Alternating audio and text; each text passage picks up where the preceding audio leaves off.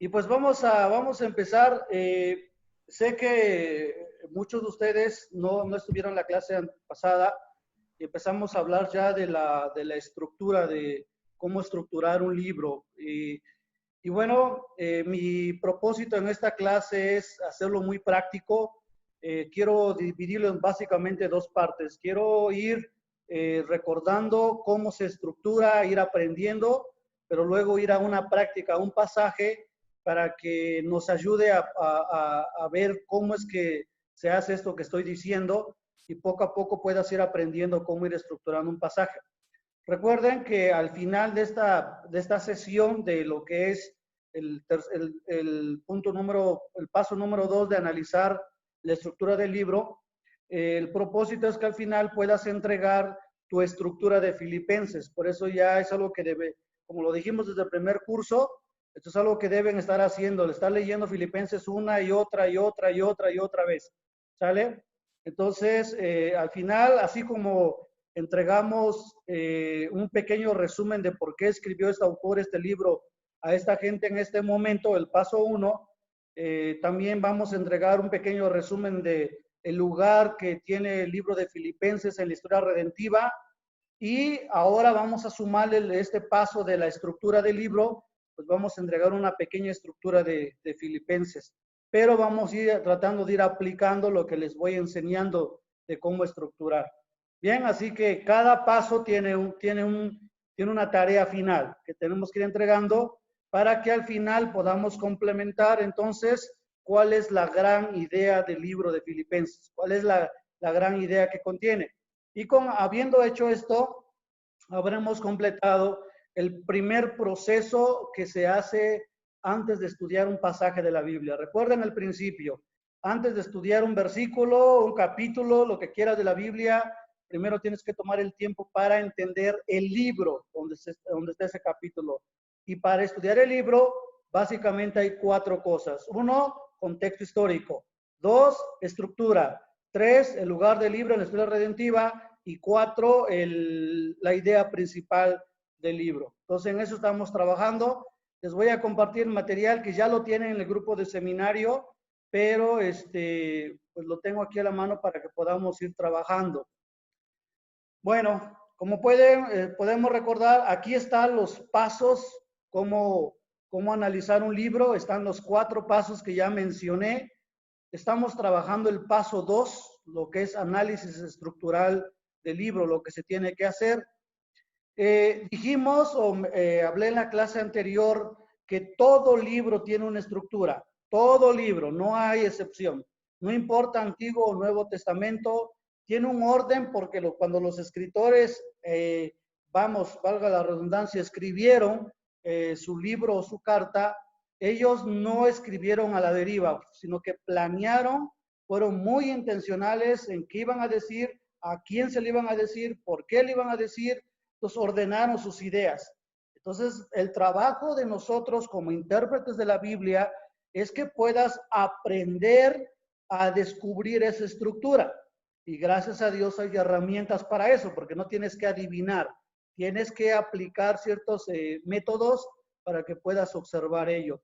De ahí que decíamos que es muy importante la estructura de un libro de la Biblia, porque te va a permitir ver más allá de lo que solamente verías si te concentras únicamente en ciertos versículos y no tomas en cuenta la estructura mayor, te vas a perder de muchas cosas. De hecho, es uno de los ejercicios que hoy quiero hacer con ustedes. Quiero mostrarles el beneficio de conocer la estructura un poquito más amplia. Así que trae muchos beneficios, como ya expliqué en la clase anterior, conocer la estructura.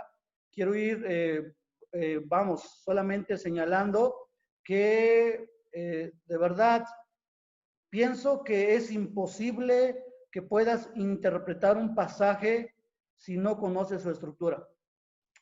Probablemente vamos a tener una idea de lo que dice el pasaje, pero te vas a quedar incompleto de tu información, no vas a ver el panorama completo. Por eso de ahí es muy, muy importante que te tomes tiempo para aprender acerca de la estructura. Entonces, Bueno, básicamente, ¿qué es una estructura? Ya dije que todo pasaje está organizado, tiene un orden y está organizado por unidades de información, por párrafos. A veces son versículos, a veces son unos 5 o 10 versículos, a veces es todo un capítulo, a veces son 5 o 11 capítulos, como en el caso de Romanos. La unidad de información puede ser desde un versículo hasta capítulos. O sea, no hay una regla de cuán ancho, cuán grande tiene que estar una unidad de información. Bien, ¿cómo vamos a también? Una estructura está compuesto por ciertas palabras, ideas que se van a interconectar entre ellos, que están enlazados y nos van a ayudar a ir armando la estructura. Así que, ¿por qué es importante? Bueno, ya comenté que te va a ayudar. Ah, y algo muy importante, quizás quiero repasar esto. Trabajar en la estructura te va a ayudar a llegar a la idea principal, ya sea del libro o del pasaje que estés estudiando. Así que es muy importante, hermanos, que puedas aprender cómo se estructura, porque la estructura te va a llevar a la idea principal. Todo pasaje, así como tiene estructura, así también todo pasaje tiene una idea principal. Eso es lo que Pedro comentaba hace 8 días, el jueves, decía, o sea, si se puede predicar un pasaje de distintas maneras, y decíamos que sí, pero siempre y cuando partan de la idea principal. Hermanos, el pasaje de la Biblia solo tiene un significado, no tiene dos, ¿ok? Solo un significado. Lo puedes aplicar a miles de cosas, pero solo tiene un significado. Esa es la idea principal del pasaje. De allí, pero la idea principal del pasaje depende de tu estructura. ¿Cómo lo vas a ir llevando? De ahí la importancia de esto. Bien, creo que eso de alguna manera nos pone a todos en un mismo contexto que tenemos que aprender a trabajar. Les di un ejemplo de la estructura del libro de Gálatas. Creo que más adelante voy a citar más ejemplos. No me voy a detener otra vez a hablar de esto porque quiero ir practicando otros detalles. Pero lo puedes ver en el material, lo puedes repasar y ahí está explicado lo que te estoy diciendo. Quiero concentrarme una vez más en algunos otros comentarios que tenemos que saber, algunas otras cosas que tenemos que saber acerca de la estructura. Y la pregunta viene porque a la clase anterior se decía, entonces, ¿cómo le hago para estructurar? Entonces, ¿cómo empiezo? Entonces decíamos que para estructurar hay varios niveles de estructura, hay varias etapas, varias formas de estructurar, incluso hay estilos de estructura, pero hay una muy básica, el nivel más básico, y pienso que es algo que podemos hacer todos, no necesitamos venir de un seminario para poder hacer esto. ¿Cuál es? Que aprendas a observar palabras, que aprendas a observar frases, que aprendas a observar oraciones, sujeto, verbo, predicado, etcétera. Y eso te va a ayudar a ir entendiendo cómo el autor desarrolló su pensamiento. Y bueno, y aquí está quizás lo que yo quiero ir concentrándome esta clase. Hablando del nivel más básico, que toda la Biblia tiene palabras, tiene frases, cláusulas que son claves que tienes que aprender a observar. Tienes que volverte un detector de palabras. Y especialmente cuando se trata de claves gramaticales. Esto que ustedes ven, que tengo señalado. ¿A qué me refiero con claves gramaticales? Y bueno, ya la clase anterior estuve explicando esto, pero lo estoy haciendo por los que hoy se están conectando en esta clase. Miren, hermanos, toda la Biblia está compuesto o tiene palabras que indican, que señalan algo. Es decir, miren, a partir de ahora, tú tienes que aprender a observar palabras gramaticales que hay en la Biblia. ¿A qué me refiero? Ustedes ven aquí una lista de palabras que vas a encontrar en la Biblia, por ejemplo, porque, por, pues, debido a, ya que, puesto que, etcétera, ¿sale? ¿Qué quiero decirte? Mira, vas a usar esta tabla. Si puedes, haz lo siguiente. Ven aquí que puse en recuadros esto. Significa que es algo que yo te lo recomiendo, que si puedes recórtalo, imprímelo, recórtalo y mételo en tu Biblia, en una tarjeta, como un separador. ¿Por qué? Porque a partir de ahora, hermanos, cuando veas una palabra porque, cuando veas una palabrita por, o veas la palabra pues, o veas debido a, ya que, puesto que, todas estas palabras están indicando que que el autor está dando una razón del por qué está diciendo lo que está diciendo, o va a dar una razón del por qué te va a pedir lo que te va a pedir. Eso es lo que yo quiero decir es que cuando lees, cuando puedas leer la Biblia, conviértete en un buscador de razones. Hay palabras que funcionan como indicadores que te están diciendo, ojo, aquí el autor está diciendo, aquí te está dando una razón de algo. Y hay momentos en que vas a ver palabras como para qué, para, a fin de, con objeto de, con miras a. Son expresiones que te están indicando que el autor te está dando un propósito, un para qué, un a fin de. ¿Sí me estoy explicando, hermanos?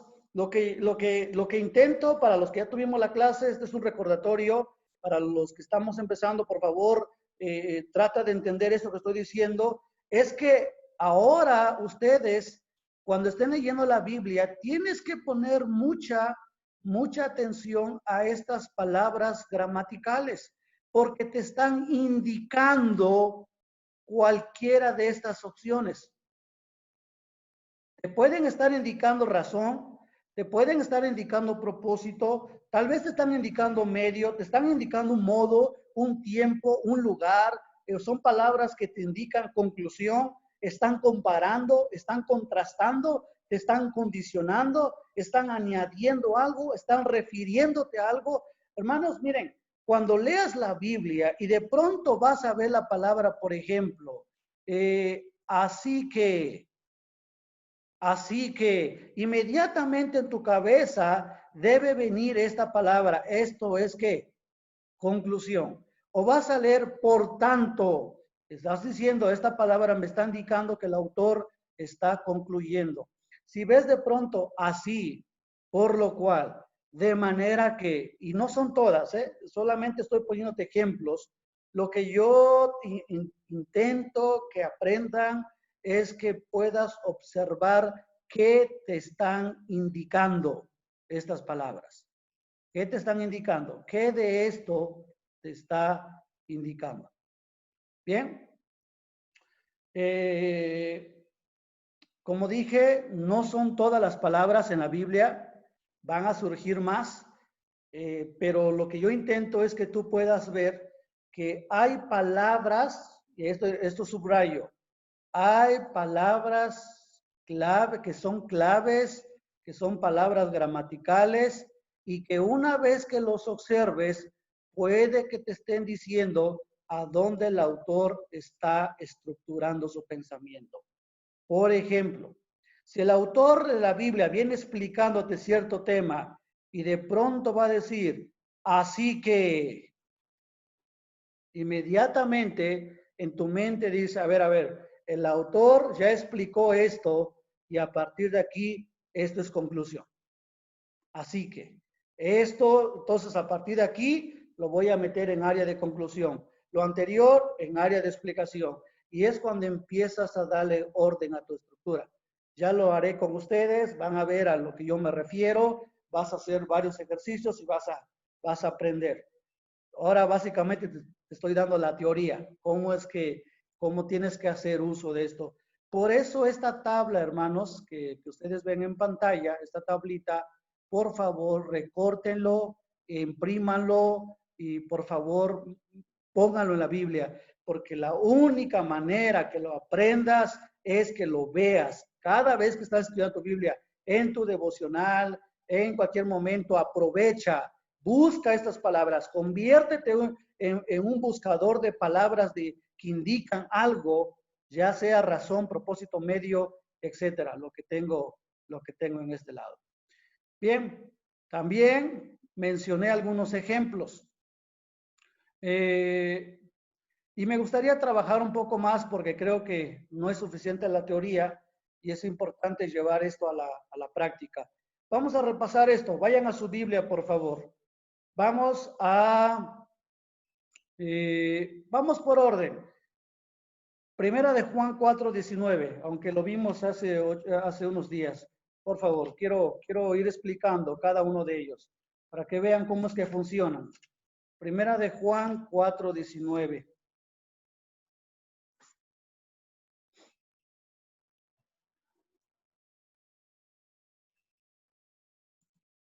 Primera de Juan 4:19.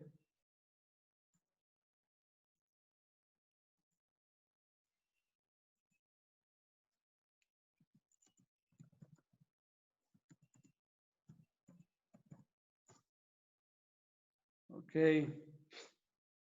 Dice la Escritura, nosotros le amamos a Él porque Él nos amó primero. Ahora vayan por favor a su tablita, la que ya les había mostrado. Primera de Juan 4:19, nosotros le amamos a Él porque Él le amó primero. ¿Alguien me puede ayudar? Si tienes en tu tablita, vas a ver que dice allí causa-efecto. ¿Ya lo vieron? Causa-efecto y está en paréntesis la palabra porque. ¿Sí están conmigo, hermanos? A ver, voy a ver. Creo que conviene más. Sí. Creo que conviene más que tenga yo el material a la mano, a la pantalla. Ok, miren esto. Dice primera de Juan, nosotros le amamos a Él porque Él nos amó primero. Hay palabras, como les dije acá, las palabras porque son palabras que nos indican algo, ¿sale? Por ejemplo, esta palabrita porque está indicando que aquí hay una causa y hay un efecto. Una causa es una acción que se hizo y esa acción que se hizo produce algo, produce un efecto. Como cuando vas a tal vez tocar el agua, al tocarlo se crean ondas, son efectos que se van produciendo. Lo que está diciendo Primera de Juan 4:19, por ejemplo, ¿cuál es el efecto, la causa? Dice Primera Juan 4:19, nosotros la amamos a Él porque. Y esta palabra porque está haciendo una conexión en dos partes del versículo. La causa es, Él nos amó primero. ¿Cuál es el efecto? Luego entonces nosotros le amamos a Él. Estas palabritas, como la que yo estoy mostrándoles, eso es lo que tienes que aprender a observar. Que hay palabras que te están indicando, aquí hubo una causa, Él nos amó primero. ¿Cuál es el efecto, la consecuencia de que Él nos amó primero? El apóstol Juan dice, nosotros le amamos a Él. Eso es lo que nos ayuda a explicar la palabrita porque. Ok, vamos con otro ejemplo. Sé que con ejercicio vamos a madurarlo un poco más. Romanos 13:1, por favor. Romanos 13:1.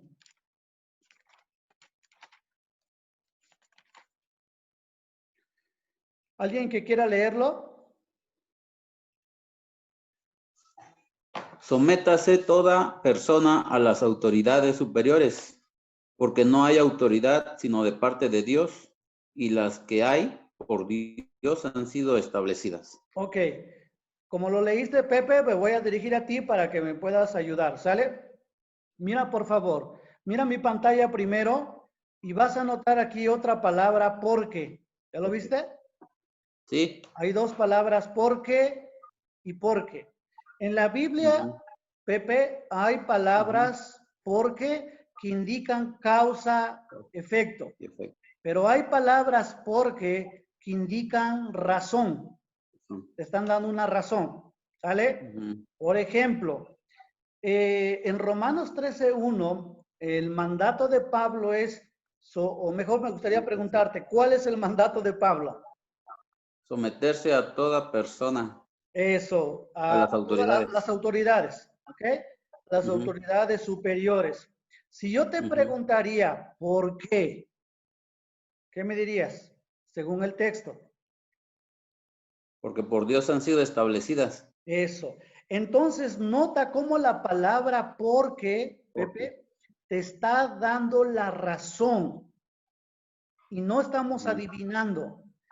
Sencillamente, la gramática te va a obligar que esa palabra porque te está explicando por qué debes someterte a toda autoridad.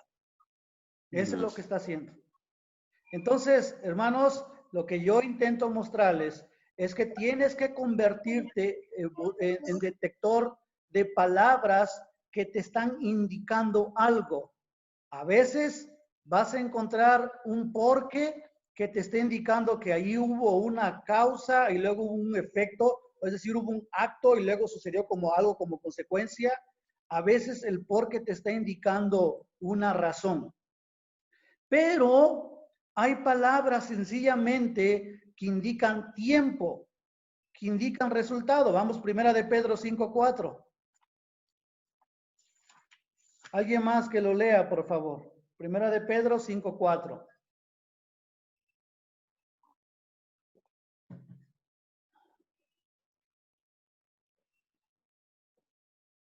¿Qué dice?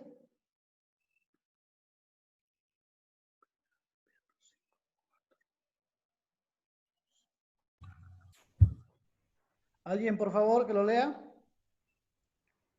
Y cuando aparezca el príncipe de los pastores, vosotros recibiréis la corona incorruptible de gloria. Ok. Y cuando aparezca el príncipe de los pastores, vosotros recibiréis la corona incorruptible de gloria. Nota, por favor, y noten, por favor, cómo hay palabras que te van a indicar, que te están señalando que tienes que poner atención a un tiempo, que tienes que poner atención a qué va a suceder cuando llegue ese tiempo. Y eso es lo que está haciendo Pedro en su carta. Dice, voy a preguntártelo, Jonathan. ¿Qué es lo primero que va a suceder según el versículo 4? Aparecerá el príncipe de los pastores. Muy bien. ¿Cuál es la palabra que inicia? ¿Cómo empieza el versículo? ¿Y cuándo? ¿Y cuándo? La palabra cuando está indicando, está señalándote, quiere que el lector ponga atención a un tiempo que el autor está pensando. ¿Cuál es ese tiempo, Jonathan? Cuando aparezca el príncipe de los pastores. Ok, entonces el autor quiere que cuando leas esto, inmediatamente pienses en ese tiempo. ¿Cuándo? Cuando va a aparecer el príncipe de los pastores. ¿Por qué quiere el lector que te concentres en ese tiempo? ¿Cuál es el resultado? ¿Qué dice el versículo? Porque entonces recibiréis la corona incorruptible de gloria. Muy bien. Entonces, hermanos, hay palabras en la Biblia que te van a indicar que tienes que poner atención a cierto tiempo, porque cuando se cumpla ese tiempo va a haber un resultado. Vamos con otro ejercicio. Primera Tesalonicenses 4:18. Alguien más, por favor, que lo lea. Primera Tesalonicenses 4:18. Por tanto, alentaos los unos a los otros con estas palabras. Wow. Ya todos conocemos esa parte, ¿no? Cuando dice que los muertos en Cristo resucitarán primero, luego nosotros los que vivimos también seremos arrebatados para estar siempre con el Señor en las nubes. Es lo que Pablo acaba de decir. Y luego dice, ¿cómo empieza Agustín? Por tanto. Por tanto. Hay palabras, ojo acá, hermanos, en la Biblia, por tanto, que van a indicar que el autor va a hacer una conclusión lógica o que va a ser una inferencia. Es decir, debido a lo que yo acabo de decir, esto es lo que tiene que suceder. Una conclusión lógica. ¿Y cuál es la conclusión lógica aquí, hermano? Alentarse los unos a los otros. Exacto, alentarse. Entonces, hermanos, cuando tú veas la palabra por tanto en la Biblia, inmediatamente en tu cabeza tiene que venir la idea de decir, el autor está haciendo una conclusión lógica. Esto, aprender a observar esto, hermanos, ya lo verán cómo lo voy a hacer cuando voy a estructurar, pero es muy importante que sepas esto, porque esto es lo que hará que digas, aquí se va a dividir el pasaje. Aquí hay un cambio de estructura, porque el autor pasó de argumentar algo a concluir algo y empieza a armarse una estructura en el pasaje. ¿Por qué? ¿Por qué es importante hacer esto? Porque a la hora de estructurar, no vamos a estructurar porque a mí me gusta, porque me suena bien, porque para mí está mejor allí, aunque otros digan que no. No se hace eso a la hora de estructurar. No se trata de qué te gusta, se trata de qué indican las palabras. Ahí estás estructurando allí porque el autor va a hacer un cambio de causa-efecto, vas a cambiar, hay una estructura allí porque el autor está indicando razones para darte algo, te indicó algún tiempo que tienes que poner atención y su resultado, o está haciendo una conclusión lógica. ¿Qué está haciendo?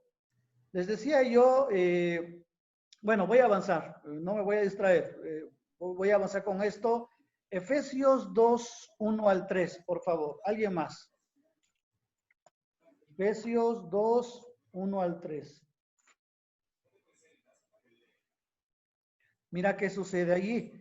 Hay pasajes que van a ser contrastes, que fungen como contrastes.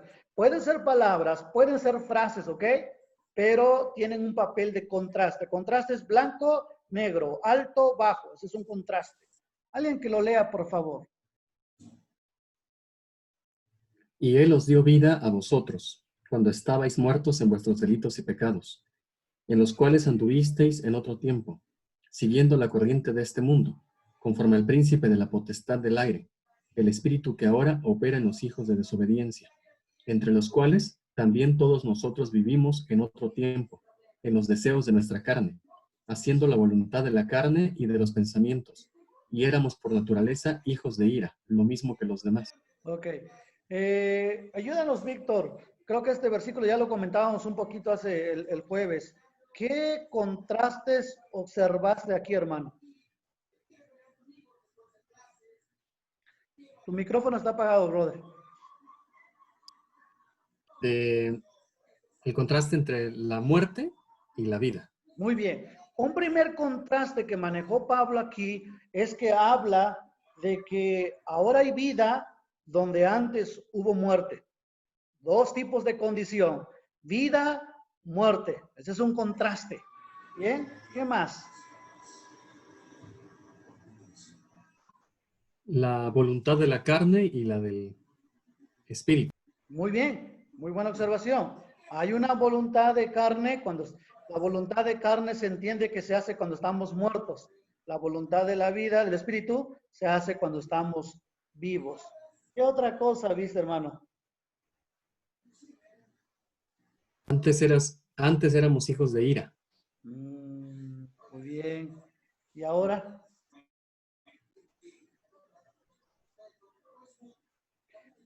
Creo que ahí se tiene que inferir, ¿cierto? Porque Sí. porque dice ahí que por naturaleza, y éramos por naturaleza hijos de ira. Ira. Ira. Obviamente ahora ya no. ¿Y alguien observa algo más de contraste, hermanos? Ayuden a Víctor.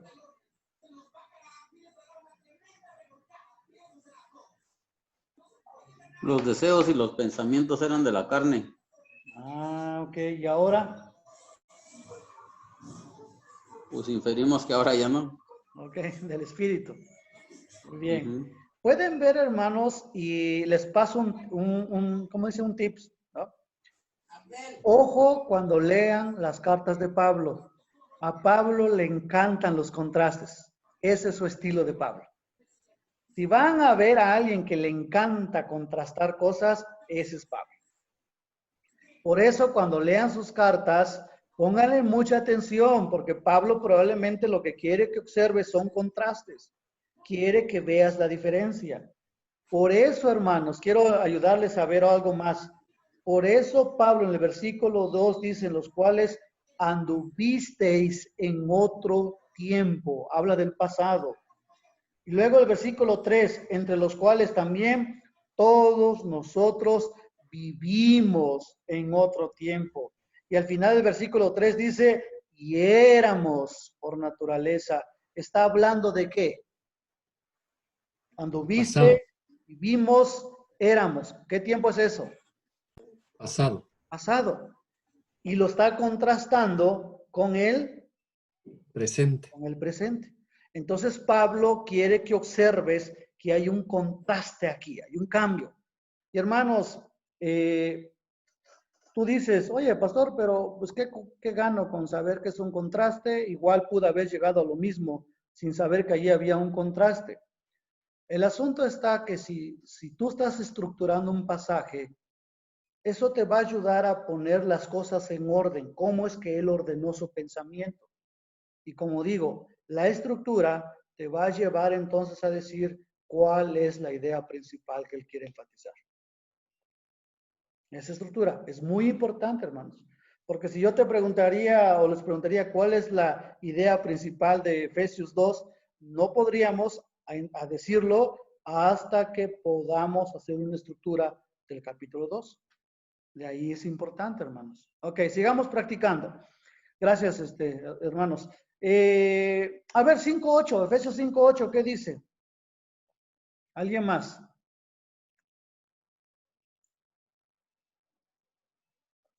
Está bien fácil. ¿Qué dice 5.8?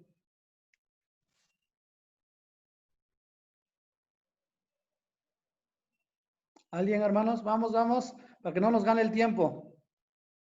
5:8 dice, porque en otro tiempo erais tinieblas, mas ahora sois luz en el Señor. Andad como hijos de luz. Ok. ¿Cuál es la palabra que te está indicando contraste, hermano?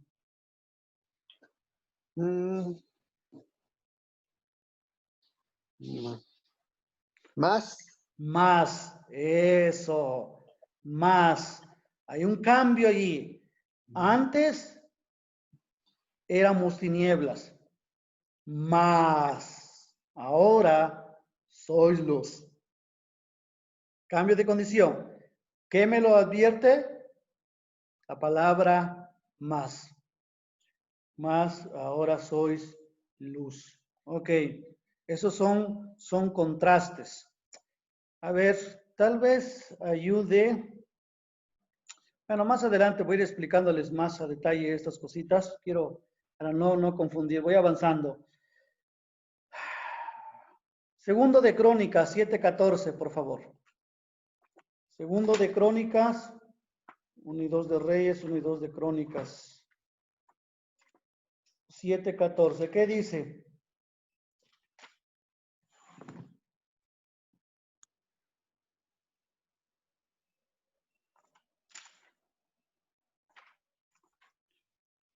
Por favor, hermanos, ¿qué dice? Si mi pueblo sobre el cual se invoca mi nombre se humilla y ora y busca mi rostro y se aparta de sus malos caminos, yo lo escucharé desde los cielos, perdonaré sus pecados y sanaré su tierra. Ok, mira, hermano, hay palabras que vas a encontrar en la Biblia, ve en la pantalla, por favor, que van a decir sí o entonces, que te están indicando condición. Te está condicionando. ¿Cuál es cómo, aquí cuál sería en el texto? ¿Dónde están esas palabritas que indica condición, hermano? Si mi pueblo se Eso, humilla y la ora, primerita palabra, sí. Sí, mi pueblo. Esa es entonces la condición completa obviamente es, si mi pueblo, sobre el cual se invoca mi nombre se humilla y ora y busca mi rostro, y se aparta de sus malos caminos, yo los escucharé desde los cielos, perdonaré sus pecados y sanaré su tierra.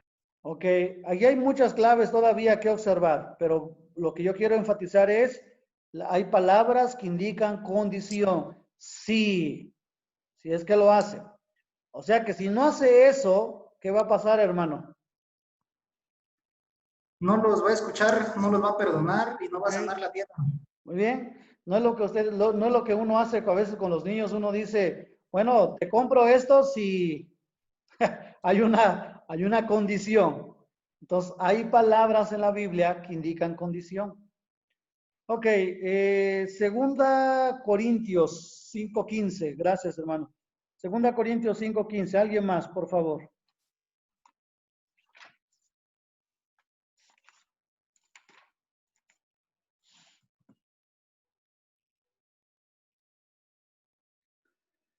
Ahora vamos a buscar palabras que indican propósito. ¿Alguien más, por favor?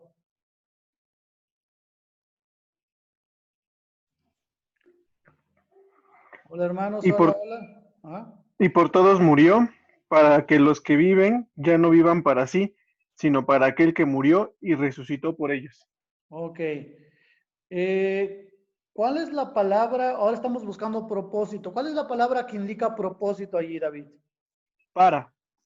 Para. Muy bien. Dice, ahora mira el texto.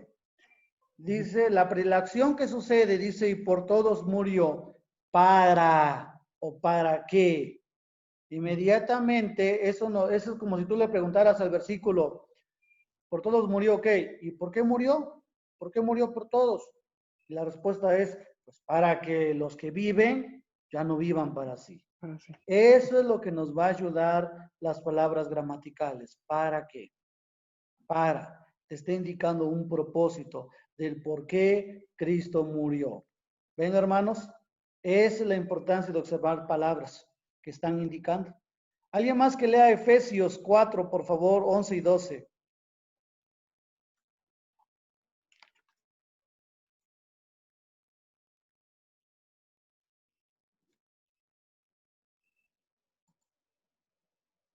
Por favor, hermanos, ¿alguien más que lea? 11. Y él mismo constituyó a unos apóstoles, a otros profetas, a otros evangelistas, a otros pastores y maestros, a fin de perfeccionar a los santos para la obra del ministerio, para la edificación del cuerpo de Cristo. Si yo preguntaría, Víctor, ¿por qué Dios instituyó apóstoles, profetas, pastores, maestros, etcétera? ¿Por qué?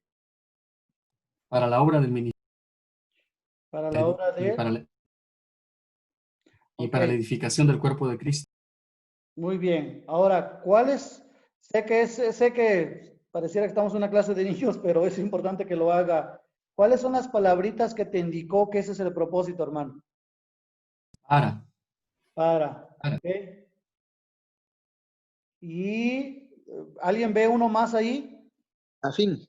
A fin, eso, a fin de, para. Son palabras que te están indicando que el autor te va a dar un propósito. No lo hizo porque sí. No lo hizo porque sí, lo hizo con ese propósito. Bien, vamos a aprender uno más y ya de ahí vamos a trabajar con un pasaje. Romanos 8:30, uno más, por favor. Alguien más, hermanos, que no han participado, por favor. ¿Qué dice Romanos 8:35? Y a los que predestinó, a estos también llamó, y a los que llamó, a estos también justificó, y a los que justificó, a estos también glorificó. Ok, ahora, por favor, observa. ¿Eres Neptalí, verdad? Sí. Ok. Hermano Nepta, observa, por favor, la palabra I, como tienes en pantalla. Sí. La palabra y hay millones de esos en la Biblia. Hay palabras que te ayudan, te indican que el autor está desarrollando una serie o está añadiendo algo a lo que ya dijo. Ahora observa cuántos y contaste en el versículo 30.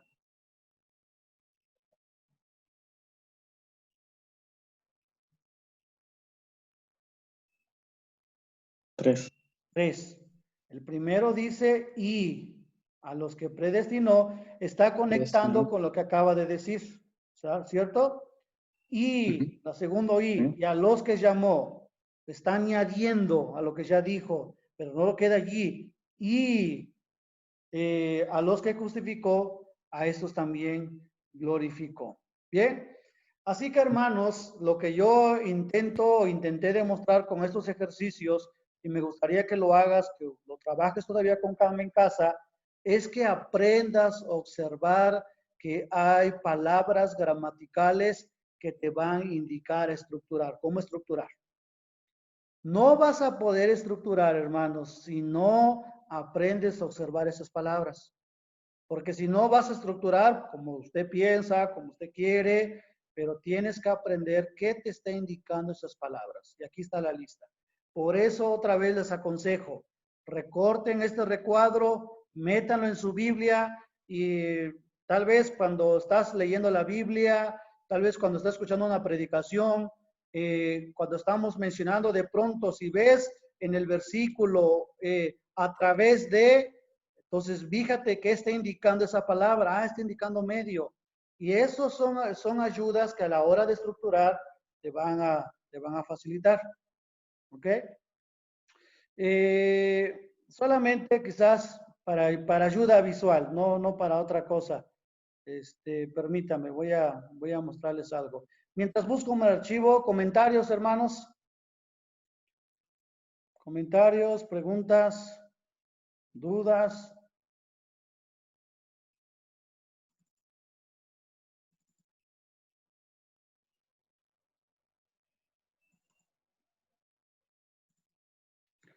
¿Alguna pregunta, hermanos?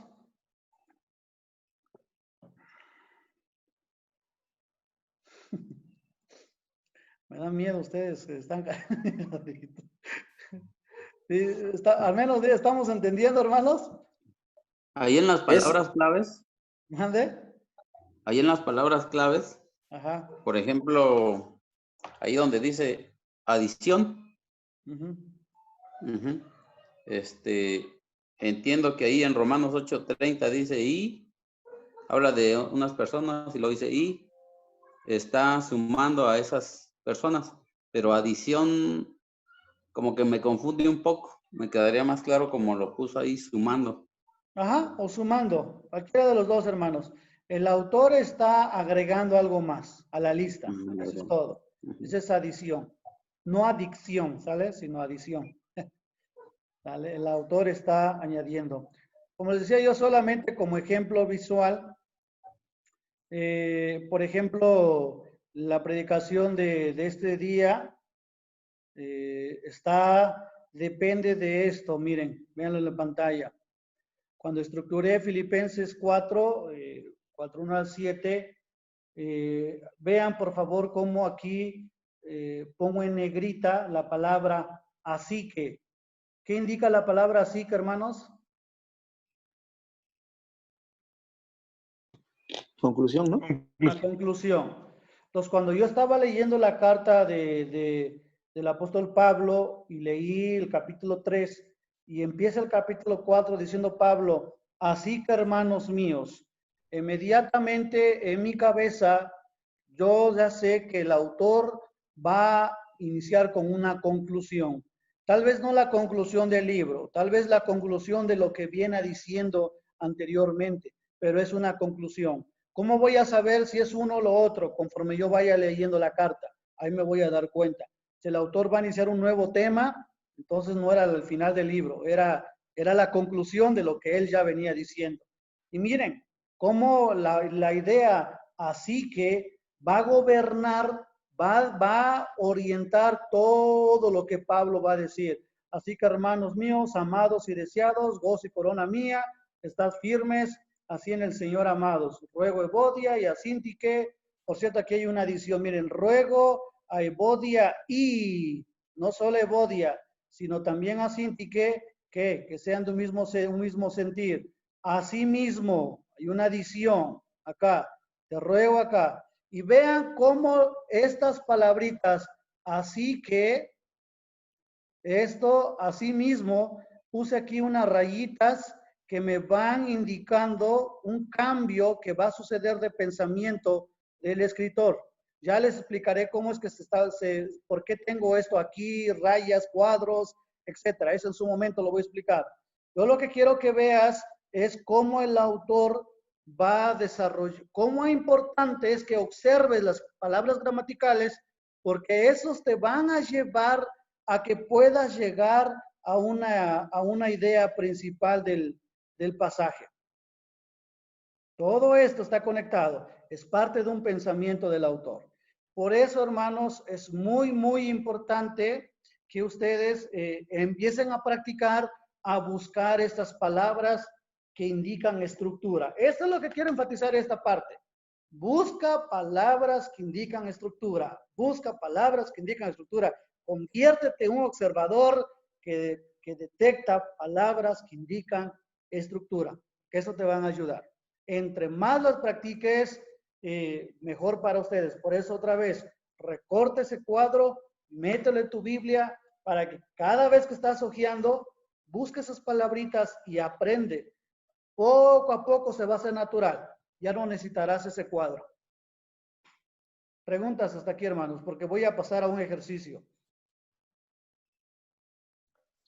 ¿Puedo opinar, hermano? Adelante, hermano.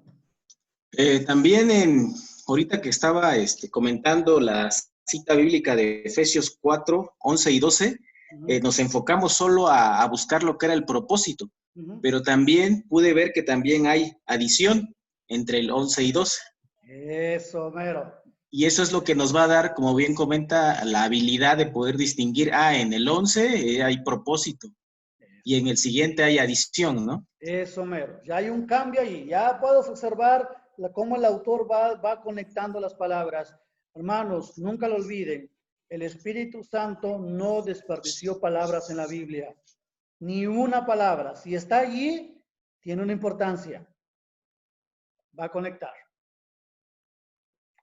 ¿Otras preguntas, hermanos? Gracias, Miguel. Pastor, Ajá.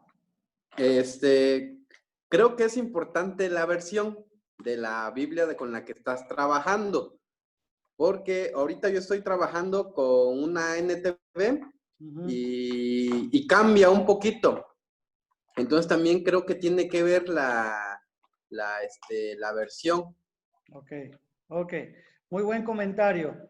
Déjame mostrarles algo. Va a ayudar a la hora de, vean lo que hago para observar eso que Pedro acaba de mencionar. Esto se llama análisis de observación. Ya les enseñaré cómo se hace esto. Este tiene su método también.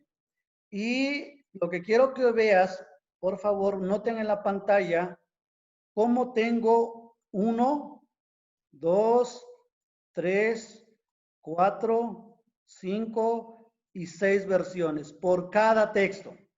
Por ejemplo, Filipenses 4:1. Aquí está en la Reina Valera 60. Lo tengo en la Nueva Traducción Viviente, NBI, las Américas y Dios habla hoy. ¿Por qué lo hago así? Noten, por favor.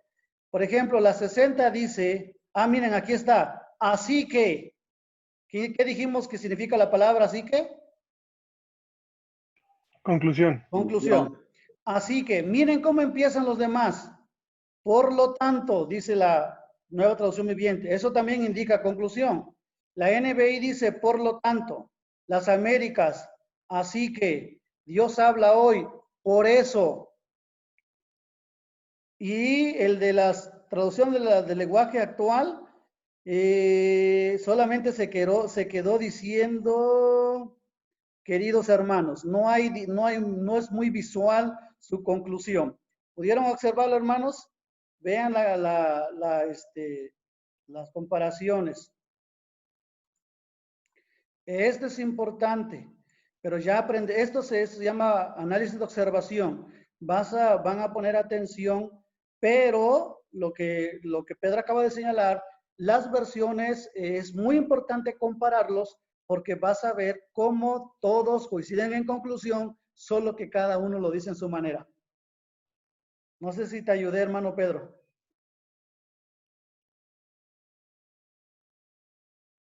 Hola, hola. Sí, pastor. Sí, sí me ayudó. También, lo pude ver desde cuando,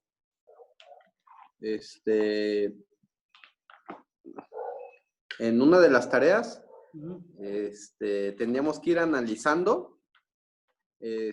Recuerdo que había unas donde hasta yo me sacaba así de onda porque decía, no, es que eso no, yo no lo escribí o yo no lo puse, pero iba a la otra versión y ahí estaba. Entonces sí me movía un poquito la versión. Entonces entonces no debemos trabajar con una sola versión, sino hay que completarlo. Eso. Siempre, Pero hermano. sí salí de la duda. Gracias, pastor. Ok. De hecho, lo que yo les acabo de mostrar, de nada, hermano, se llama análisis de observación y ese es el tercer paso en el proceso para estudiar un pasaje de la Biblia. Eso es lo que ese es el tercer paso. Vas a aprender a observar palabras, de ahí la importancia de comparaciones y ya les voy a decir qué más van a hacer. Pero allí entraría esa parte. Entonces, vuelvo al tema de hoy. Lo que necesito y les animo, de verdad, les ruego que lo hagan, aprendan a buscar palabras que indican estructura. Eso es lo que necesitan ustedes ahora. Ahora vean cómo, hermanos, ya hiciste el paso 1, análisis histórico del libro. Eso ya contestaste allí. ¿Por qué el autor escribió este libro a esta gente en este momento? 2, historia redentiva. ¿Qué papel juega en este caso la carta a los Filipenses en el panorama bíblico? Y estuvimos viendo toda la historia redentiva a detalle, ¿sí? Tienes que contestar. Luego 3, ¿cuál es la estructura de esta carta? ¿Cuál es la estructura? Y cuando tengas esos 3, los vas a unir y vas a decir, entonces, ¿cuál es la idea principal de Filipenses? No vas a decir de qué habla Filipenses. No vas a decir de qué temas trata Filipenses. No vas a hablar de qué problemas trata Filipenses. Vas a decir cuál es la idea principal del libro. Eso es el trabajo del sermón expositivo. Si no haces ese trabajo, hermanos, no es un sermón expositivo lo que estás haciendo.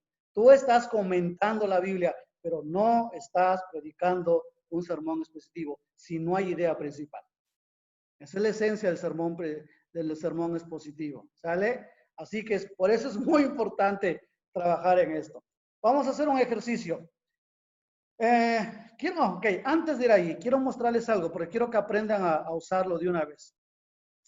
A ver, ¿dónde está mi material? Voy a ir, una de las cosas que tienes que tomar en cuenta a la hora de estructurar es toma en cuenta el género de un libro. Cuando les envié este archivo, les envié por separado esta tabla, que ven que tengo señalado. Se llama tabla de géneros. Por favor, imprímalo. Lo tienen en formato grande, completo. Sale aquí, lo pegué solamente como referencia para que sepas de qué tabla estoy hablando. Pero en esta tabla, a ver, denme un segundo. Lo voy a abrir en manera completa.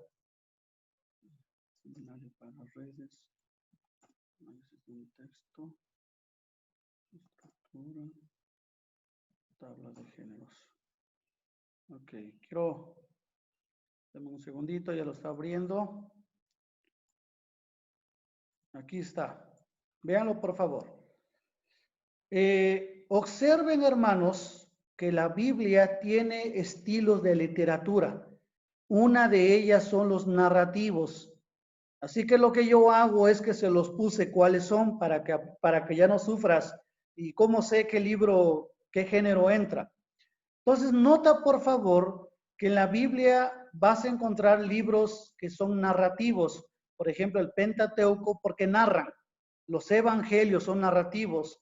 Las historias del Antiguo Testamento, estos libros son narrativos. Y del Nuevo Testamento, el único narrativo es Hechos. ¿Qué gano con saber que un libro es narrativo? Porque, número 1, ubica qué género de libro estás leyendo. ¿Estás leyendo un narrativo? ¿Estás leyendo un poético? ¿Estás leyendo un libro argumentativo? ¿O estás leyendo un libro sapiensal, de sabiduría? o estás leyendo un libro profético. ¿Qué libro estás leyendo? ¿Qué gano con saber el género? Míralo, por favor. El género te va a ayudar a descubrir cuál es el propósito del autor. Dígame, por favor, ¿cuál es el propósito del autor en un libro narrativo? ¿Cuál es? Aquí está. Describir. Describir. El autor quiere describirte algo, te está narrando algo, pues. Vamos. Luego, no solo te quiere describir, hay un énfasis en las literaturas narrativas, y es que se trata comúnmente de historias. Y aquí viene algo que por favor nunca lo olviden. En los géneros narrativos, el autor te quiere describir. Su énfasis en estos libros es que te va a contar algo, y cuando leas esta literatura, busca acciones y circunstancias que se desarrollaron. Eso es lo que tienes que buscar a la hora que lo leas. Por ejemplo, si estás leyendo un libro poético, por ejemplo, Salmos, Job, Cantares, hermanos, estos libros, el autor tiene el propósito de compartirte emociones. Es muy diferente leer un narrativo que leer un libro poético, porque el autor te quiere describir, te quiere narrar, pero por ejemplo los salmos, proverbios, cantares no te están narrando nada, ellos te están compartiendo emociones, y su énfasis es la imaginación. Será como árboles plantados junto a corrientes de agua, el Señor es mi pastor, nada me faltará. Señor, tú nos has sido refugio de generación en generación. El ángel de Jehová campa alrededor de los que... Todo se trata de que imagines. ¿Qué tienes que buscar a la hora que leas los libros poéticos? Busca sentimientos. Busca con qué está comparando la vida el autor. Ahora, si estás leyendo un libro argumentativo, por ejemplo, las cartas de Pablo, las cartas generales, los sermones de Jesús que están en los evangelios, pero solamente los sermones de Jesús, hermanos, todos estos tienen el propósito, el autor, de explicarte y convencerte. Eso es lo que quieren hacerte, te quieren explicar y te quieren convencer de algo. Por eso el énfasis del autor en esta literatura va a usar la lógica. Y cuando los leas, concéntrate en ideas centrales, en doctrinas. No vaciles. Si lo dice esto está bien, es que eso está bien. Si te dice que está mal, es que está mal y punto. Porque ahí no quiere que tú juegues, te quiere convencer. ¿Sí me estoy explicando, hermanos? Por eso es muy importante que ubiques qué género del libro estás leyendo. A veces, por ejemplo, dice Proverbios, instruye al niño en su camino, y aun cuando fuere viejo, no se apartará ¿de qué? De ella. Y a veces cuando he escuchado muchísimos sermones que la gente le enseña a la gente, a los padres, miren, acá dice, si instruyes al niño en su camino, cuando sea grande no se apartará. Pero lo que hace este predicador es que le promete a los padres que si instruyes al niño en su camino, sin duda no se va a apartar, pero eso no es lo que está diciendo el texto. Primero, estás leyendo un poético, no un argumentativo. El autor te está compartiendo emociones, quiere que trabajes en esto, sentimientos, comparaciones. No puedes prometer nada de un libro poético. Los poéticos te van a ayudar a mostrar qué es una verdad que generalmente va a suceder si lo vas a hacer. Por eso, por ejemplo, Proverbios lo que te está diciendo es, no te está motivando a que no lo hagas, te está motivando a que con mucho más razón lo hagas, porque va a haber más probabilidad que cuando sea adulto no se aparte. Porque ustedes conocen, hermanos, hijos que aun cuando fueron educados en la fe cristiana, cuando crezcan, se apartaron. Y a veces podemos decir, dos que falló, se equivocó la Biblia, pues si dice que instrúyelo y cuando sea grande no se apartará. Lo que pasa es que a veces no tomamos en cuenta qué género estamos leyendo. Por eso es importante, hermanos, el género en la Biblia. Esto te va a ayudar. ¿A qué voy? Déjenme volver a a mi otro material. ¿Qué es lo que quiero mostrar? ¿Por qué hago esta reflexión? ¿Dónde estoy?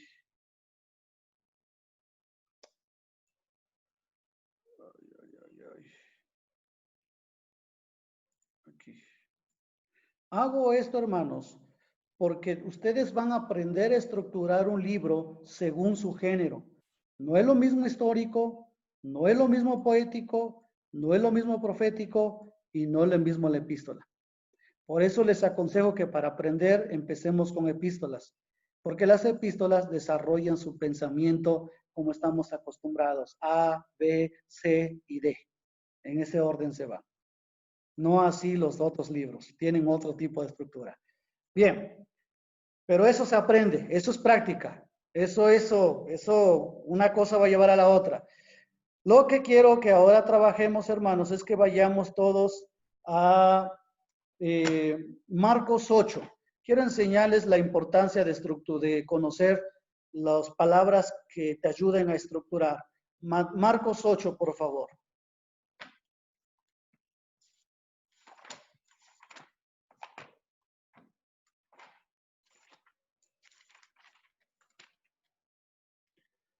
Marcos capítulo 8. Ay, Dios. A ver.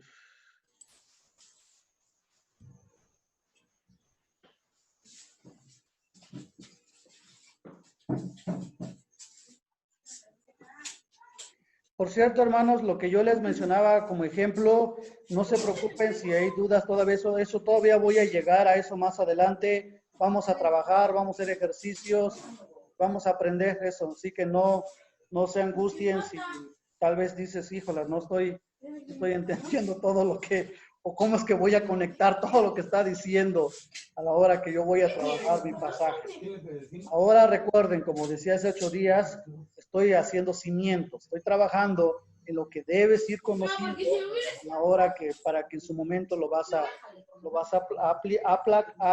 aplicar, pero te voy a decir cómo. Ya lo vamos a hacer juntos para que puedas llevarlo a cabo. Dame un segundo porque lamentablemente mi cargador de mi computadora está fallando. Ya casi se descarga mi compu y no pasa corriente esto. Espero que no se corte. Bueno, Marcos 8. Por favor, vean lo que dice el versículo 22 al 26. 22 al 26. Marcos 8, 22 al 26. Es un caso de un milagro que Jesús va a hacer, un ciego sanado en Betsaida. Dice la Biblia, vino luego a Betsaida, hablando de Jesús, y le trajeron un ciego y le rogaron que le tocase. Entonces, tomando la mano del ciego, le sacó fuera de la aldea y escupiendo en sus ojos, le puso las manos encima y le preguntó si veía algo. Él, mirando, dijo, veo los hombres como árboles, pero los veo que andan. Luego le puso otra vez las manos sobre los ojos y le hizo que le mirase. Y fue restablecido y vio de lejos y claramente a todos. Y lo envió a su casa diciendo, no entres a la aldea ni lo digas a nadie en la aldea. Tengo una pregunta. Me gustaría que me ayuden, por favor. Si pudieras decir, sé que no hemos estudiado el pasaje, no se preocupen. Si pudieras decir, ¿de qué trata este pasaje? ¿Cuál sería tu comentario? Sí, pero no se escuchó. ¿Cuál es el tema de este pasaje? Yo pues estoy con audífonos. Pues mira cómo viene. Pueden compartir. Sé que no lo han estudiado, no hay problema aquí con respuestas malas. Ya leíste este milagro y pudieras decir, ¿de qué trata este pasaje? ¿Qué dirías?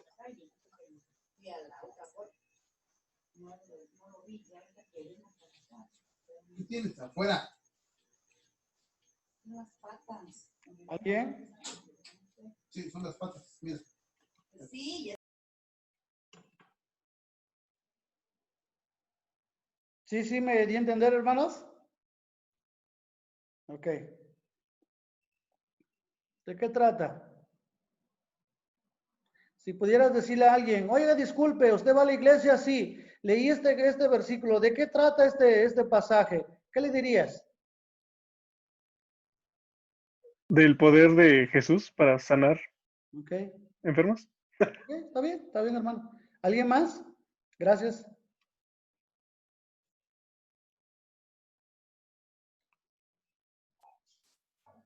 De la fe de algunas personas Ok. que creían que Jesús podía hacerlo. Muy bien. ¿Algo más? ¿Quién no ha compartido hoy? Estoy viendo todos los ¿quién más?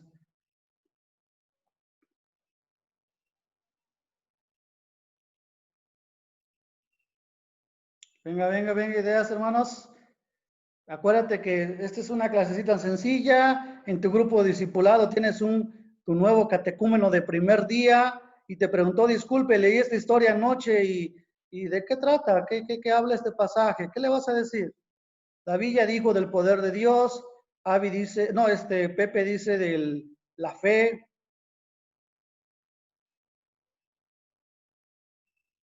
Sin miedo, hermanos. Venga, hagamos. De un milagro, hermano. Ok, un milagro.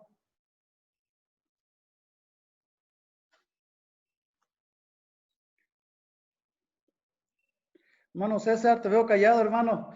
Creo que no has opinado. ¿Qué opinas?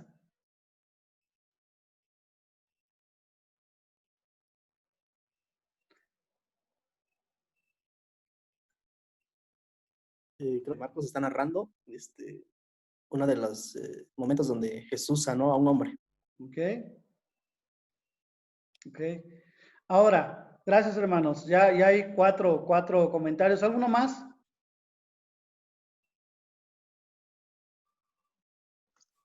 Sí, hermano, algo importante también ahí es que sí, lo que han comentado mis otros hermanos sí es cierto, pero también nos podrían preguntar lo último, ¿por qué le recomendó no entrar a la aldea y no comentarle a nadie? Buen punto. Y creo que es una luz por ahí que nos está como que un intermitente que debe llamar nuestra atención. Ok, si pudieras aplicar lo que ya aprendiste de la clase de hoy, ¿qué es lo que deberías hacer? Algo que quieras aplicar de lo que ya aprendiste hoy. ¿Qué debes buscar? Estructurar el libro, estructurar el pasaje. Ok, buen punto. Y esa es la idea. Ok, muy bien, gracias. ¿Qué más? El género del libro. Género del libro. Ok, ¿qué género es? Narrativo. Narrativo. ¿Cuál es el propósito del autor? Describir ¿Cuál es el énfasis? la historia, Una historia. Muy bien. ¿Qué debo buscar? acciones o circunstancias. Ok, muy bien. Buen punto. Vamos a trabajar estructura, vamos a tomar en cuenta género. ¿Y qué más hemos aprendido ya? ¿Qué vamos a buscar? ¿Qué es lo que tienes que recortar y meter en tu Biblia y tenerlo siempre a la mano? Las palabras claves. Palabras claves, gramaticales que te van a ayudar a estructurar. ¿Dónde ven uno ahí? Voy a ayudarles porque si no nos va a tomar toda una hora acá. Pero vean por favor cómo empieza el pasaje. ¿Perdón? Y. Ok. Hay una palabra ahí. Hay varios conectores, de hecho, pero voy a ayudar un poquito. ¿Cómo, iniciando con lo que dijo a Miguel, es bueno preguntar por qué le dijo no digas a nadie, ¿no? Yo diría, oye, es mi promoción, brother, o sea, pues di quién hizo esto, ¿no? O sea, menos anuncia que pues si Jesús lo que quería era influir, ¿por qué le dice que se calle? Pues al contrario, que hable, que anuncie lo que Dios hizo, pero ¿por qué le dice no digas nada? Porque pienso, hermano, que el propósito de nuestro Señor Jesucristo no era venir a sanar, sino a predicar su evangelio. Ok. Bueno, ese es mi... Ok, buena observación también, muy buena. Uno de los propósitos que narran los evangelios no es que Jesús era meramente para sanar. Muy bien, ok, estoy de acuerdo. ¿Cómo inicia esta narración? ¿Cuándo? Cuando fueron a Bethsaida. Cuando fuera a Bethsaida. ¿Tienen alguien más otra versión que dice? Vino luego a Bethsaida. Eso, vino luego a Bethsaida. Si el pasaje dice vino luego a Bethsaida, ¿qué te está indicando esa frase? Que viene de otro lado. Que viene de otro lado. Mi pregunta es, ¿de dónde viene? Ahora vayan para atrás. Vayan buscando. ¿De dónde viene, hermanos? ¿Qué es lo que acaba de suceder antes de que suceda este milagro? Viene de la alimentación. Ah, ¿de dónde?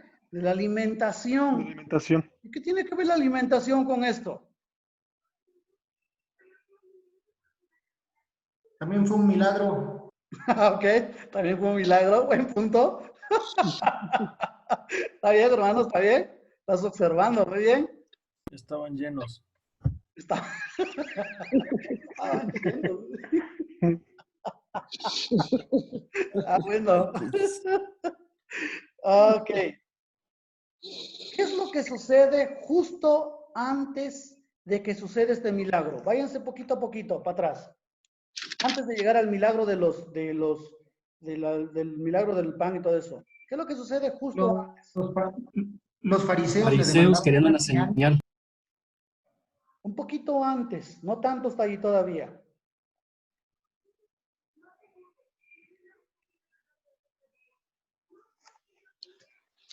Está confrontando a sus discípulos, ¿no?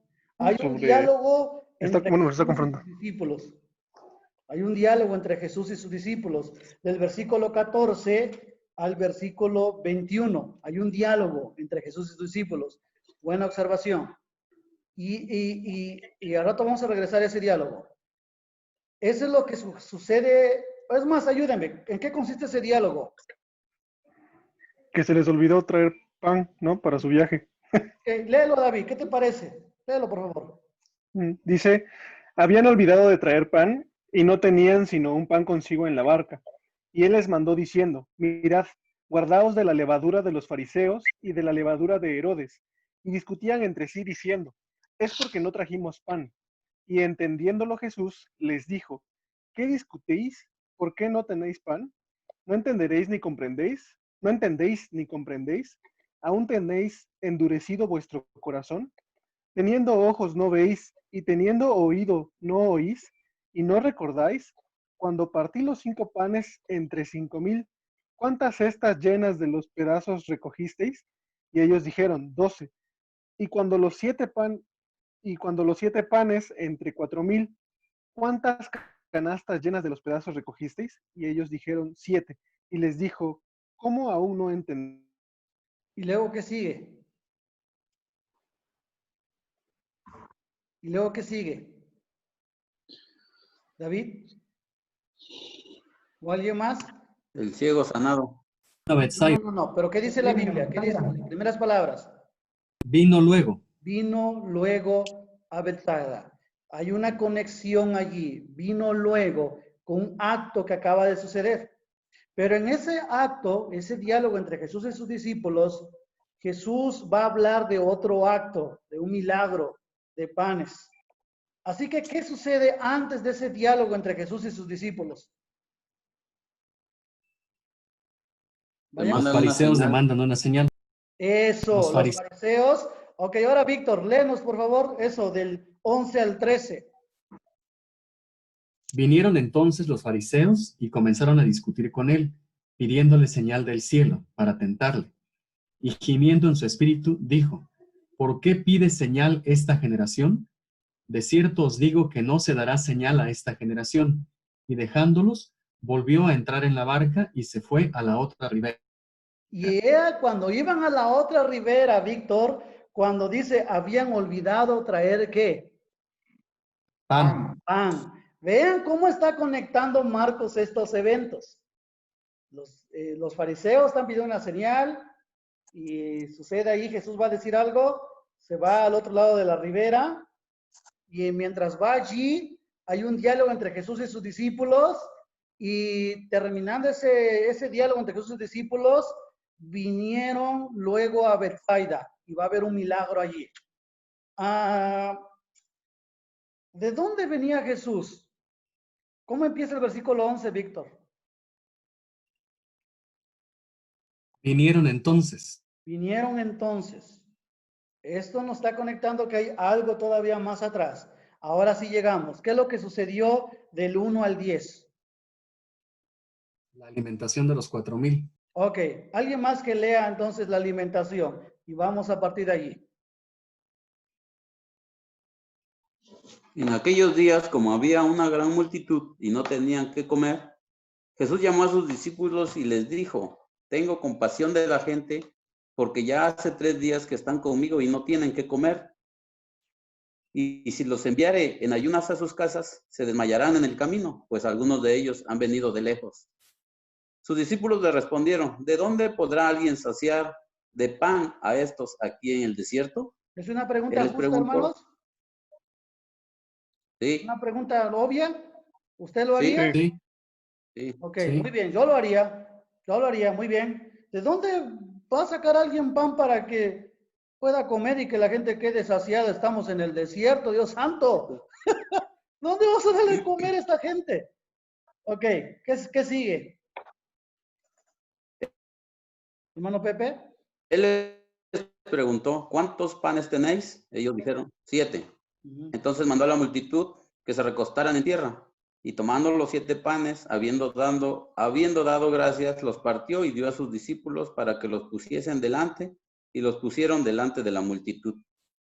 Tenían también unos pocos pececillos, y los bendijo y mandó que también los pusiesen delante, y comieron y se saciaron, y recogieron de los pedazos que habían sobrado 7 canastas. Ok, se está cortando Eran el los audio, que hermano. comieron como con sus discípulos. Ok. Ok, tu internet está, voy a terminar. Y comieron y se saciaron y recogieron los pedazos que habían sobrado 7 canastas. Ojo acá. Y eran los que comieron, ¿cuántos? 4,000. 4,000. Y los despidió. Ya bien comidos, ya bien satisfechos, sobró comida, son 4,000, sobró 7 canastas, están llenos y se van. ¿Qué dice el versículo 10?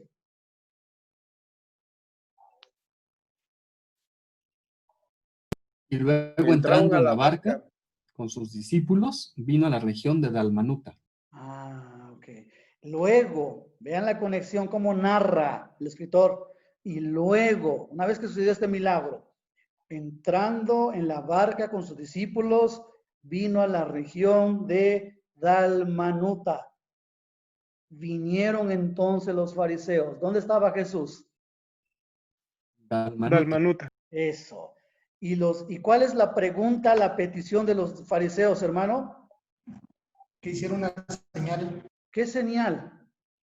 Una señal del cielo para ponerlo a prueba, dice mi versión. ¿Y qué es lo que acababa de hacer Jesús? Ya había dado una Un señal. milagro. Ya había dado una señal. ¿Y qué es lo que están pidiendo ahora ellos? Otra señal. Otra señal.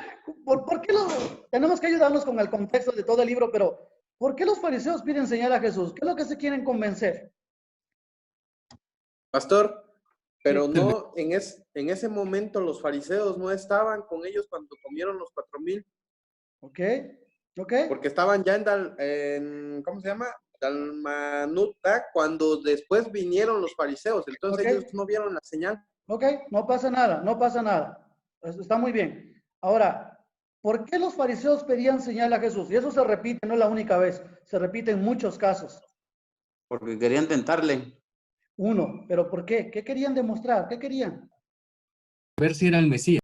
Eso es lo que en todos los evangelios la duda de los fariseos fue, este no puede ser el Mesías, este no es nuestro Mesías. Y por eso le van a pedir una señal para tentarle. Y lo que dijo Pedro, probablemente no estaban ellos ahí, ok, estoy de acuerdo, pero noten cómo el autor de Marcos une esas ideas, porque te quiere mostrar algo. El autor sí lo va a juntar, lo va uniendo como vagón de tren, pues se van siguiendo estos eventos. Entonces, los fariseos están pidiendo una señal y Jesús le va a decir, no les voy a dar señal a esta generación, aunque ya lo acababa de ¿qué? De hacer. Ya lo acababa de hacer. Versículo 13, alguien que lo lea. Y dejándolos, volvió a entrar en la barca y se fue a la otra ribera. ¿Ya ven cómo está narrando Marcos esto? Dejándolos, volvió a entrar a la barca y se fue a la otra ribera, del otro lado. Y mientras iban a ese lado, ¿qué sucede allí? ¿Qué pasó? El diálogo con los discípulos porque olvidaron el pan. Dice, noten esto. Ahora, los discípulos sí están acompañando a Jesús. Ellos sí están desde el milagro, del principio, ¿ok? Ahí es donde quiere dar la lección Jesús. Es a ellos. Noten esto. Habían olvidado de traer pan y no tenían sino un pan consigo en la barca. ¿Por qué Marcos tendría que poner ese dato? ¿Qué importaba? ¿Por qué pone eso?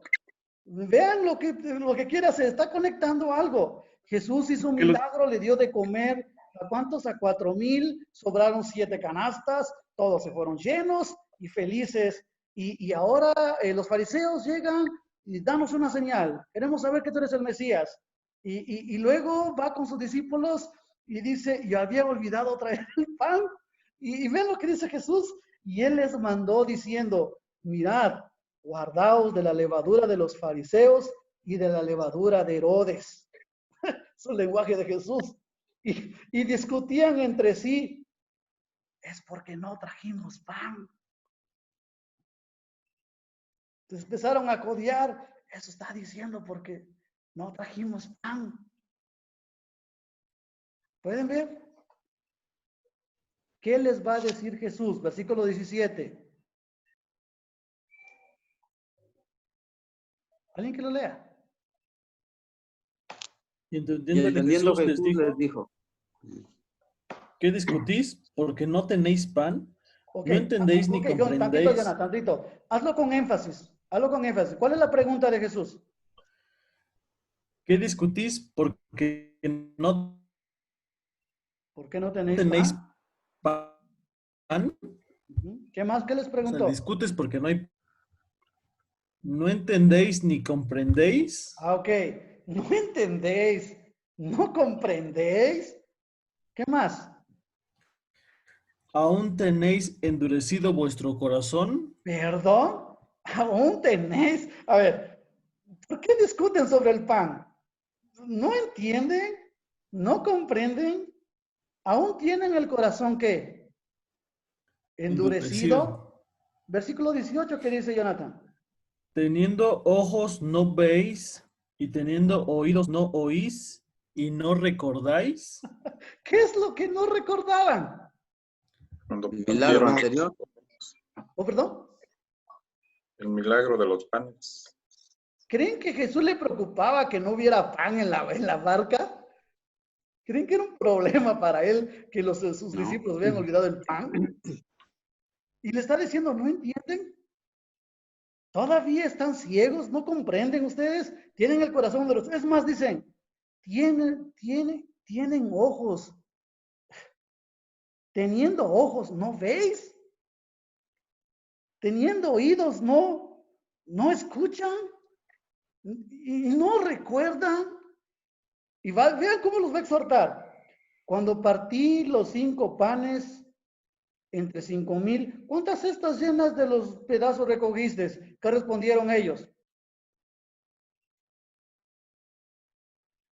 12. Segunda pregunta. Y cuando los 7 panes entre 4,000, que acababa de hacerlo, ¿cuántas canastas llenas de los pedazos recogisteis? ¿Y ellos dijeron? 7. 7. 7. ¿Y cuál es la pregunta que hace? ¿Cómo aún no entendéis? ¿Aún no entendéis? Vino luego a Bethsaida. Ok, quiero mostrarles algo. Marcos narra un milagro de Jesús y luego te presenta a unos fariseos que le está diciendo, danos una señal. Están ciegos, no ven, ciegos espiritualmente, obviamente. Piden una señal y aunque Jesús lo está haciendo una y otra vez, no es el único caso, siguen pidiendo señal, no ven que él es el Mesías, no lo ven. Y luego llega con sus discípulos en un diálogo en la barca y estos están, le dice, cuídense de la levadura de los fariseos, o sea, de su ceguera. Cuídense de su ceguera, no hagan lo mismo que ellos. Están pidiendo un milagro cuando una y otra vez lo estoy haciendo para demostrar que yo soy el Mesías. No sean igual que ellos. Y ellos están actuando como ciegos espirituales. Ahora, ¿estoy inventando esto? No. Dice el versículo 7, teniendo ojos, ¿no veis? Están ciegos. Ciegos los fariseos, ceguera espiritual de los fariseos, ceguera espiritual de los discípulos. Y luego, ¿cuál es el milagro que va a suceder? Vino luego ¿a dónde? A Bethsaida. Y va a haber otro ¿qué?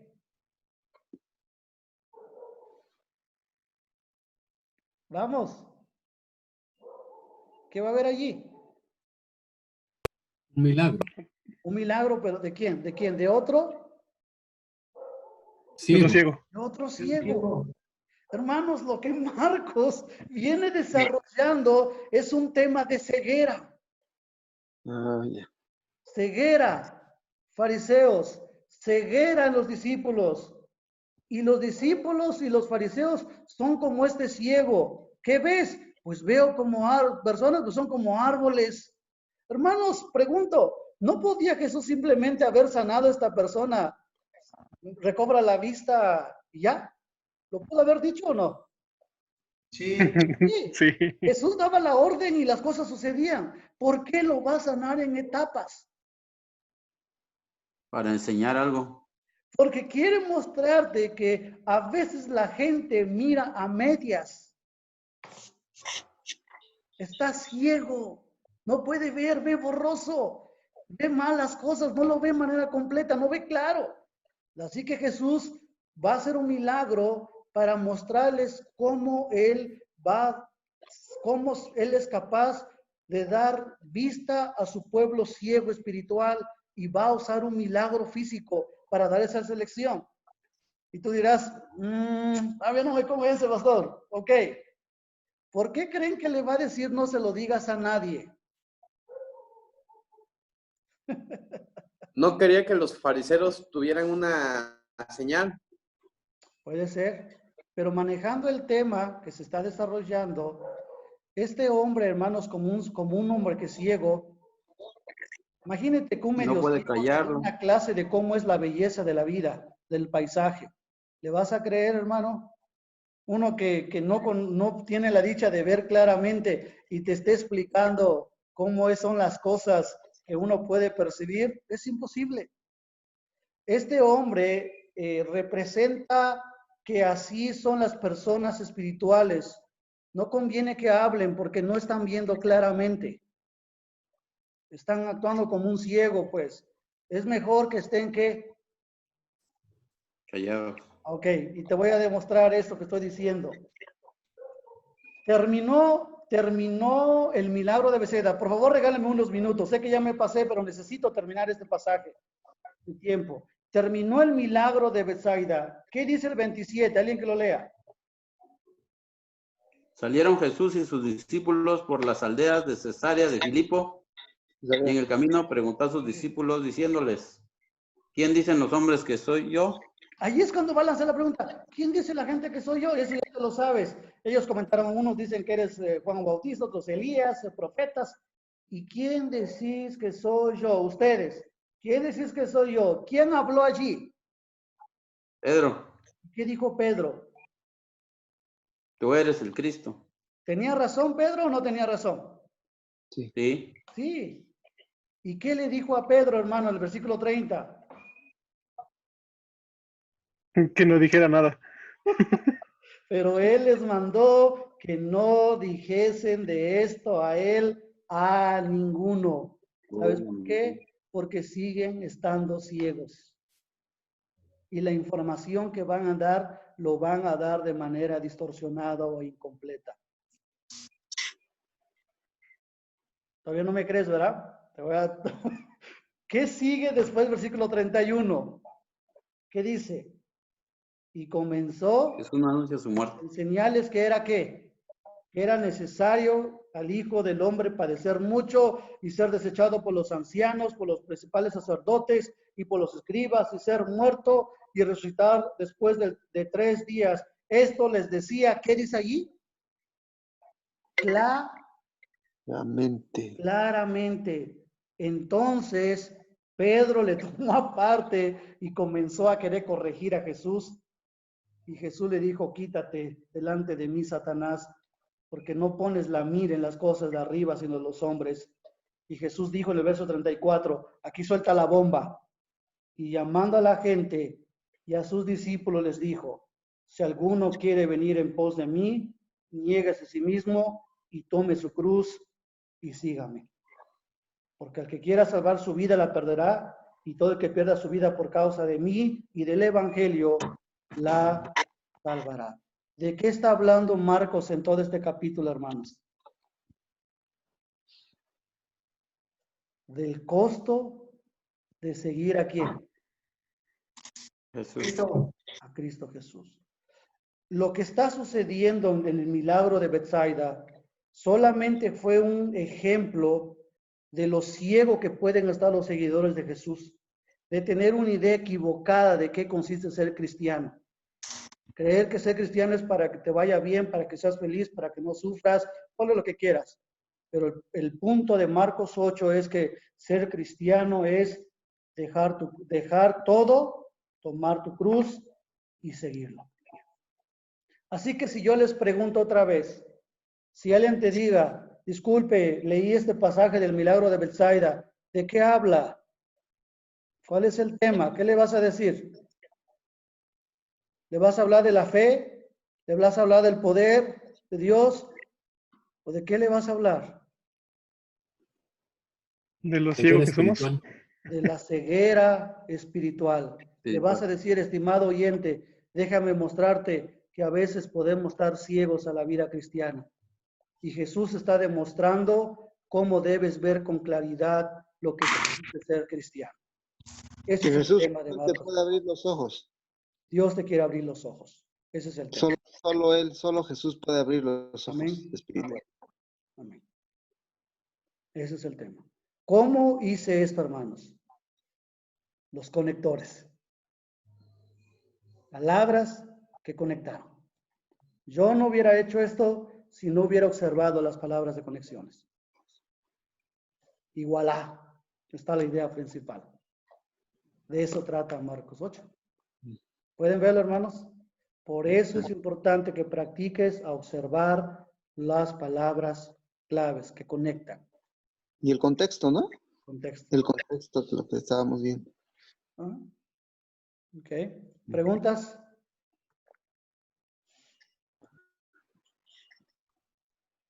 ¿Cambió su perspectiva de este milagro, hermanos?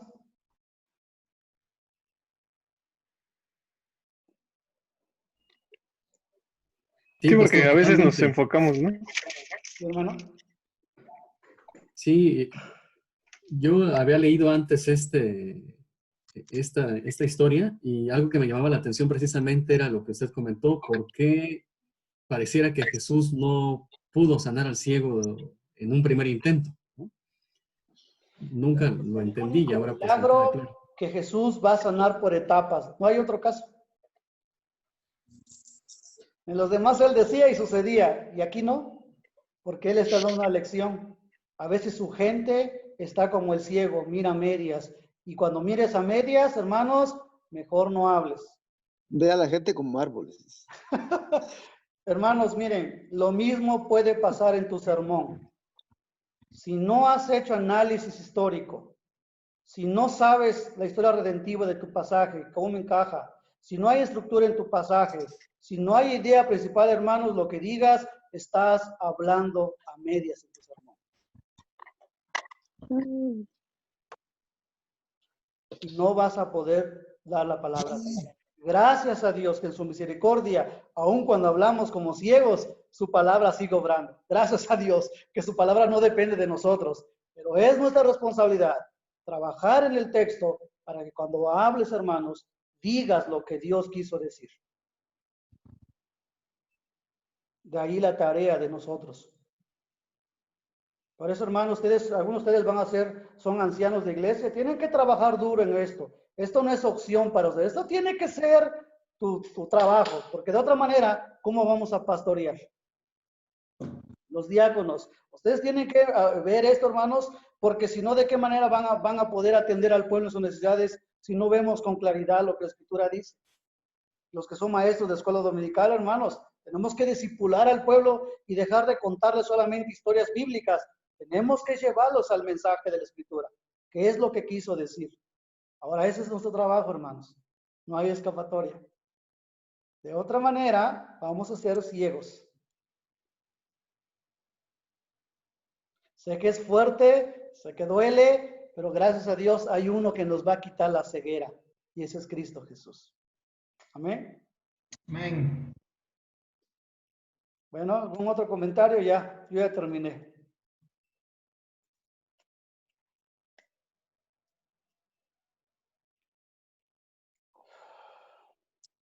¿Todo bien? Sí, hermano, ahora comprendí el por qué les recomendaba no decir a nadie nada, ¿no? Porque finalmente iba por etapas, o sea, sabía que no era el momento porque no le habían comprendido. Así es, hermano. Y como bien comentaban algunos de mis hermanos, a veces nos centramos en otra parte que sí es importante, a lo mejor del milagro, pero ese no es lo más importante, ¿no? Eso. Buen punto, Miguel. ¿Puedes hablar del poder de Dios? Sí. ¿Puedes hablar de la fe? Sí, pero no es la idea principal del pasaje. ¿Ok? Sí, Josué.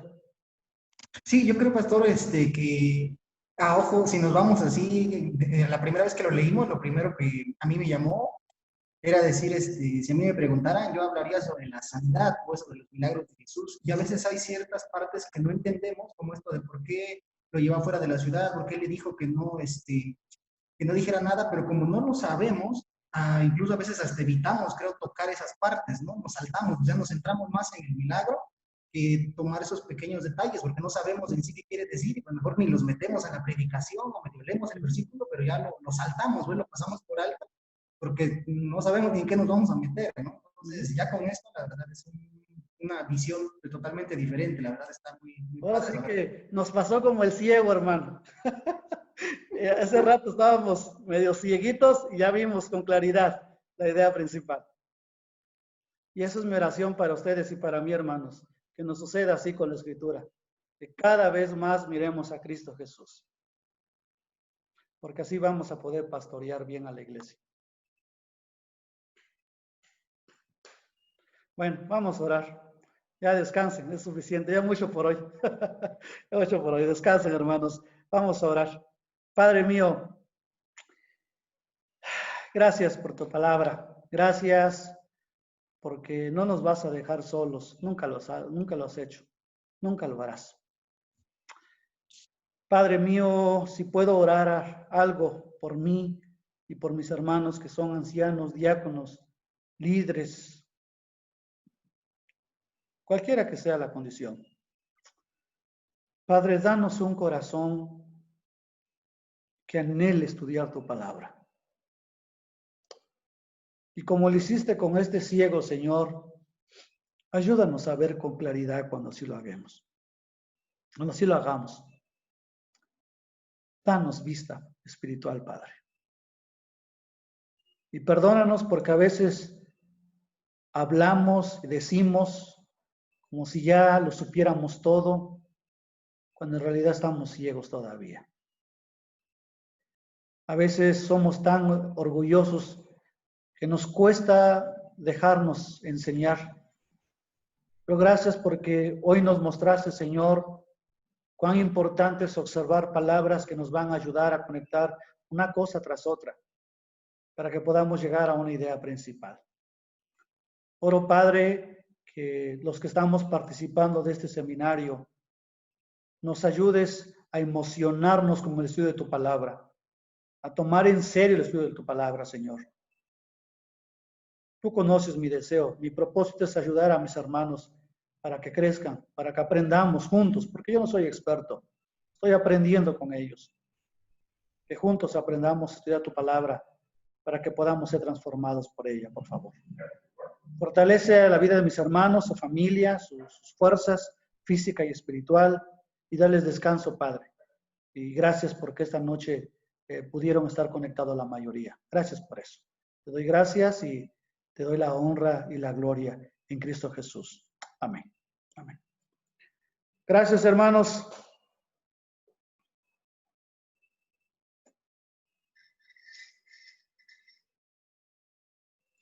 Pues nos despedimos.